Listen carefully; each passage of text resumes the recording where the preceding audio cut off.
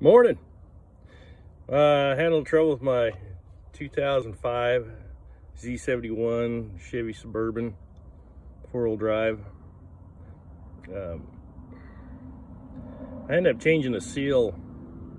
I had a axle seal leaking. I pulled the axle out, put a new seal in it here a while back, and took it off roading here just the other day, and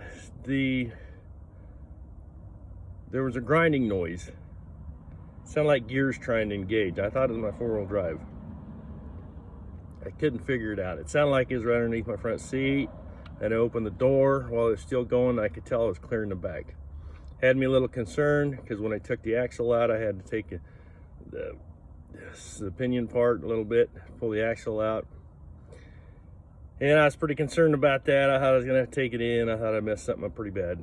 Well, come to find out, I YouTubed it a little bit. The gentleman on YouTube said he had the same problem, and found out that it was had to do with my emergency brake. The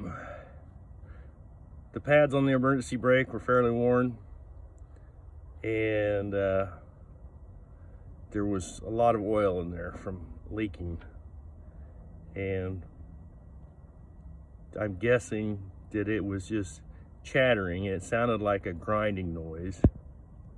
It sounded like a grinding noise, but it was actually just a chatter. But it sounded like gears trying to engage and disengage, and they'd go away.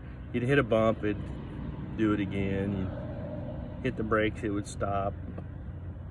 Just things like that. It was really concerning to me. It sounded bad.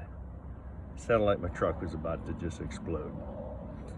So anyways, gentleman on YouTube let me know what he found out after he spent like $10,000. But new U-joint in, and drive line, and the axle worked on, change fluids, all kinds of stuff. But I took some brake cleaner, I cleaned out the oil, and wiped it out with a rag. I didn't even worry about putting new brake pads on or anything like that.